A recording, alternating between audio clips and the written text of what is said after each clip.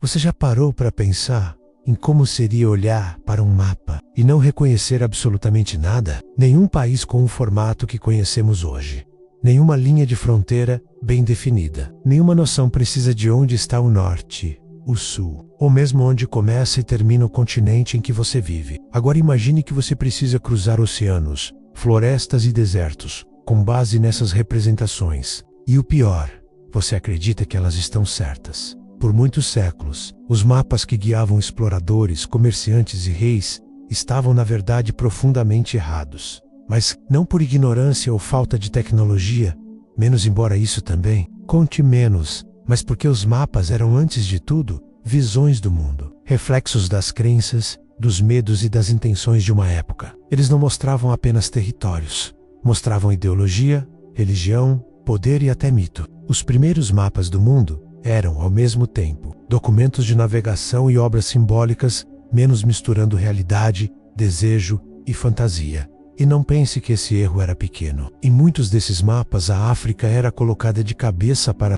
baixo. A Ásia ocupava quase toda a extensão do papel, enquanto a América menos, quando aparecia menos, era retratada como uma ilha minúscula, quase irrelevante. Já o Brasil, por muito tempo, nem nome tinha. Algumas partes do mundo simplesmente eram preenchidas com frases como "aqui há dragões", ou desenhos de monstros marinhos gigantescos. Isso mesmo. Se os cartógrafos não sabiam o que havia em determinada região, eles inventavam, ou pior, desenhavam o que os poderosos queriam que existisse. Mas por que esses erros persistiram durante séculos? Por que ninguém corrigia? E como, mesmo com tantas distorções, esses mapas foram usados para colonizar, conquistar e destruir civilizações inteiras? É isso que a gente vai descobrir agora, nesta história calma, curiosa e levemente desconfortável, perfeita para escutar antes de dormir. Porque entender por que os primeiros mapas do mundo estavam errados é também entender como nós, seers humanos,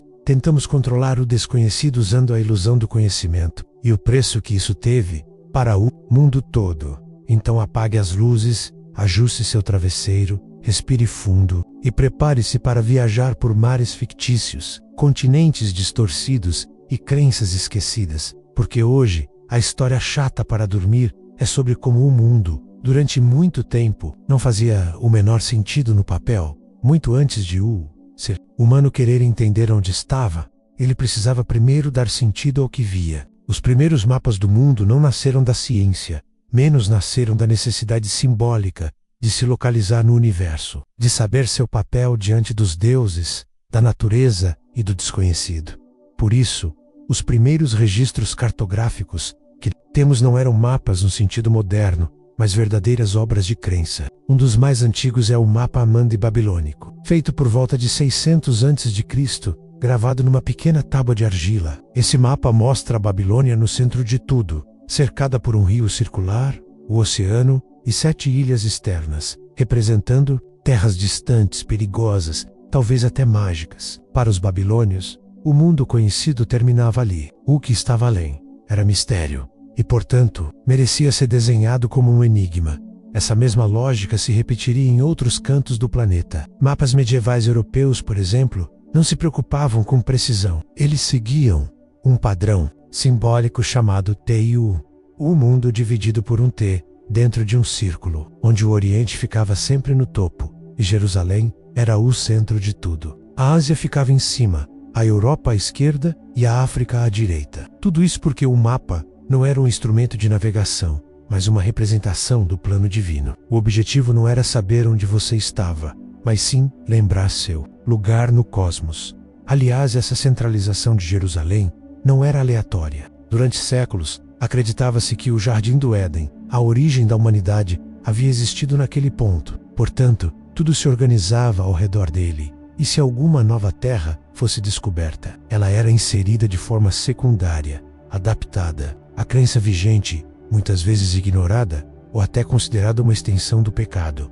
Esses mapas eram também politizados. Quem detinha o poder decidia como o mundo era representado. Durante o Império Romano, por exemplo, surgiram representações que colocavam Roma como centro do planeta e rotas terrestres detalhadas, conectando as colônias. Já no mundo islâmico medieval, Mapas como os do geógrafo Olidrice invertem completamente o que conhecemos. O sul fica no topo, o norte embaixo, e a África parece mais ampla do que a Europa. Isso mostra como os mapas não revelavam apenas geografia, mas perspectiva menos cultural, religiosa e ideológica. E aí está o ponto mais curioso. Esses erros não eram vistos como erros. Ninguém achava estranho ver monstros marinhos no Atlântico ou dragões nas bordas da Ásia. Ninguém duvidava que existiam terras habitadas por homens com cabeça de cachorro. Por quê?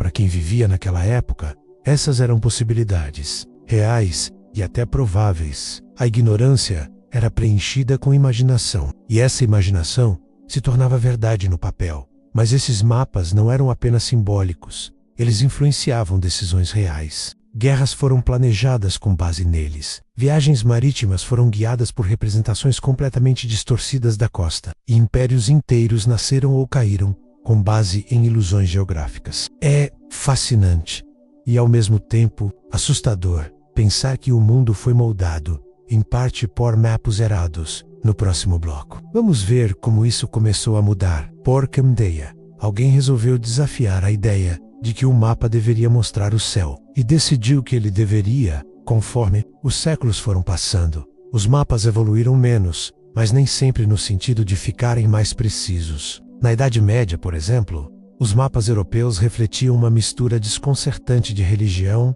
política e puro achismo. Um dos exemplos mais emblemáticos são chamados mapas TU, que literalmente desenhavam um mundo como uma letra T dentro de um U. Sim, uma forma geométrica, menos onde o U representava um mundo cercado por água e o T dividia os 3 continentes conhecidos na época: Ásia, no topo, Europa à esquerda e África à direita. O curioso, Jerusalém ficava bem no centro do mapa, e o Oriente, onde o sol nascia e onde se acreditava estar o paraíso, era sempre colocado no topo. Isso não era um erro por falta de dados, era uma escolha consciente, feita por cartógrafos que viam o mundo através das lentes da fé cristã. Na prática, eles desenhavam o que acreditavam ser o plano de Deus, não a realidade geográfica. Durante séculos, essa visão dominou. Mesmo com comerciantes e viajantes relatando coisas diferentes, os mapas continuavam sendo feitos, com base em tradição,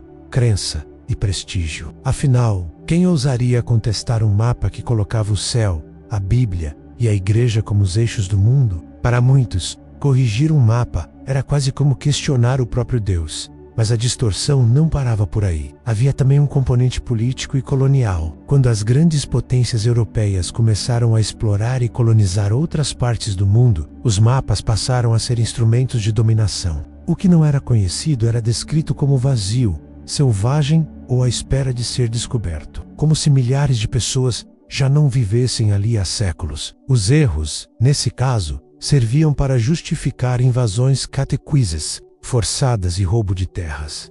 Mais uma vez, o mapa deixava de ser um retrato da realidade para se tornar uma ferramenta de poder. E quanto mais distorcido, mais conveniente. Em vez de mostrar o que existia, ele mostrava o que os poderosos queriam que o mundo fosse a essa altura. Os monstros marinhos que apareciam nos cantos dos mapas antigos talvez fossem o menor dos problemas, porque o verdadeiro monstro era a arrogância de quem acreditava que podia moldar o planeta com tinta e papel. E, no fim das contas, muita gente morreu ou teve sua cultura apagada por causa desses mapas errados. Hoje, a gente olha esses documentos com curiosidade, talvez até com uma pontinha, mas naquela época, eles eram tão verdadeiros quanto as palavras de um rei. Porque a verdade, como você vai perceber no próximo bloco, nunca foi o objetivo real dos primeiros mapas, e sim o controle da geografia, da mente e da história.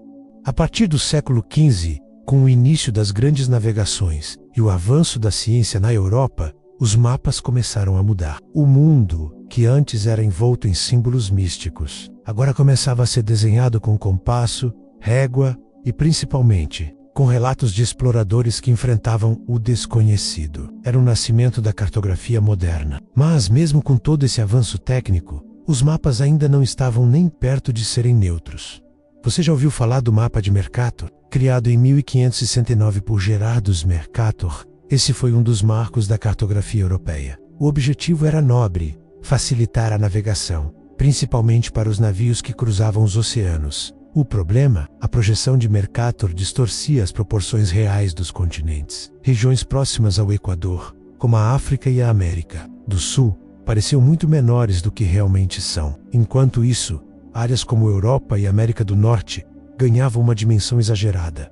Coincidência? NEMT, a distorção reforçava uma hierarquia visual. O norte, branco e europeu, parecia dominante. O sul, escuro e colonizado, diminuído. E por séculos, essa foi a imagem que o mundo inteiro viu e aprendeu nas escolas.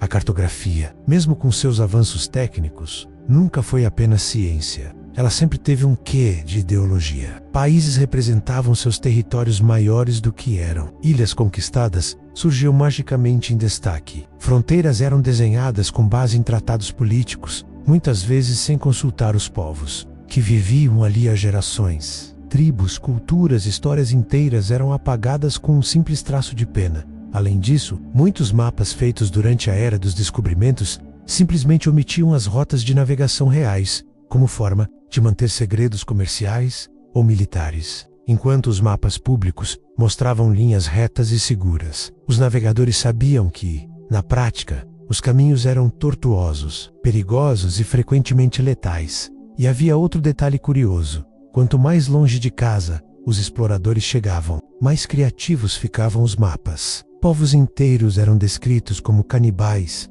selvagens ou criaturas mitológicas. Animais estranhos, plantas exóticas e terras prométidas brotavam das páginas. Parte disso vinha da imaginação, parte da propaganda, parte do preconceito. E assim, o erro persistia. Agora, não mais por ignorância, mas por interesse. Mesmo com telescópios, instrumentos de medição e relatos cada vez mais precisos, os mapas continuaram sendo ferramentas de narrativa. E como toda narrativa, eles escolhiam o que mostrar. E principalmente, o que esconder.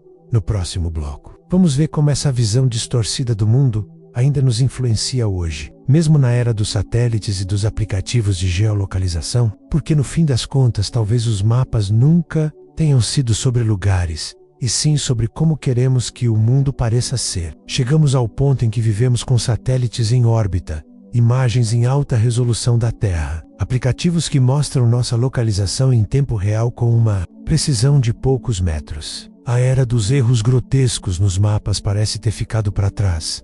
Mas será mesmo? Hoje, ao abrir o Google Maps ou qualquer outro serviço de navegação, temos a sensação de que finalmente enxergamos o mundo como ele é. Mas essa confiança pode ser ilusória, porque mesmo os mapas modernos continuam carregando distorções, escolhas políticas e invisibilidades sutis. Só que agora, elas são mais difíceis de perceber, e por isso, talvez ainda mais perigosas. Você sabia, por exemplo, que a projeção de Mercator, menos aquela antiga, do século XV menos ainda é a mais usada em plataformas digitais? Isso significa que a África continua parecendo muito menor do que realmente é. A Groenlândia, por sua vez, parece quase do tamanho da América do Sul, quando na realidade, cabe nela mais de 7 vezes. Por que isso importa? Porque essas imagens afetam a nossa percepção inconsciente do que é grande, pequeno, relevante ou insignificante.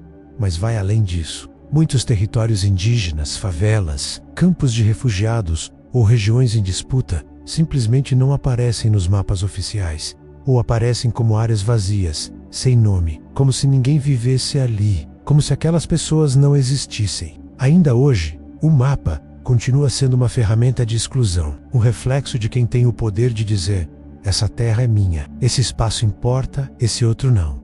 E veja como isso se repete. Empresas usam mapas para expandir seus negócios, governos para vigiar populações, plataformas digitais para organizar entregas, rotas, segurança. E em cada uma dessas camadas, decisões são tomadas. Quais ruas são iluminadas, onde passam os ônibus, onde o sinal de celular é mais forte? Tudo isso depende daquilo que está, ou não, representado no mapa. A geografia, mais uma vez, continua servindo interesses. Os mapas que usamos todos os dias ainda estão errados. Só que agora, os erros são mais sutis e aceitos como normais. Não há mais monstros desenhados nos cantos, mas há áreas inteiras tratadas como se fossem invisíveis. Não há mais dragões no mar, mas há quem ainda seja tratado como se estivesse fora do mundo civilizado. Por isso, entender por que os primeiros mapas do mundo estavam errados. É mais do que uma curiosidade histórica, é um lembrete de que toda representação